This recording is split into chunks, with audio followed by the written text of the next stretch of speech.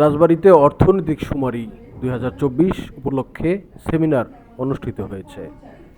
বৃহস্পতিবার বেলা 12:30টায় রাজবাড়ী জেলা প্রশাসকের সম্মেলন কক্ষে এ সেমিনার অনুষ্ঠিত হয়।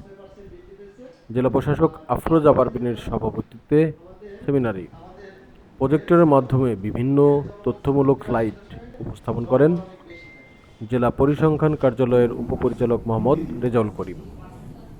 এ সময় সরকারি বিভিন্ন দপ্তরের কর্মকর্তাগণ উপস্থিত ছিলেন। তথ্য হলো বড় শক্তি, সকল তথ্য আমাদের কাছে থাকতে হবে। এ সময় সবাইকে তথ্য দিয়ে সহযোগিতার আহ্বান জানান জেলা প্রশাসক আফরোজা পারভীন। সুবিধা কি যে ধরেন সকল তথ্য আমাদের কাছে থাকবে, আর আপনারা এখন জানেন যে ইনফরমেশন যুগের তথ্য হচ্ছে সবচেয়ে বড় শক্তি। আমরা যদি কোনো পলিসি নিতে চাই তথ্য আমার লাগবে, এগুলো সবকিছুর সাথে লিঙ্ক করে যখন একটা পর্যায়ে আমরা যাবো যে আমরা অটোমেশনের মাধ্যমে আমাদের জীবনটা সহজ হবে। কারণ একটা ব্যবসা করতে গেলে আপনার বিভিন্ন ধরনের লাইসেন্স লাগে, কিছু হচ্ছে না। এখন জাস্ট আমরা ইনফরমেশনটা নিচ্ছি যে পলিসিগত কোনো ডিসিশন নেওয়ার জন্য তারা দিয়েছেন।